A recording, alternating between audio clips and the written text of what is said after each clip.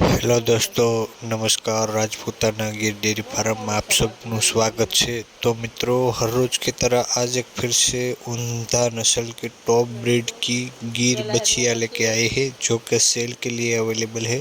और मित्रों, ये भी आपके साथ प्रूफ कर रहे हैं कि इस बछिया को हमने सीमेन रख दिया है और अच्छे से अच्छा बुल का सीमेन रखा है।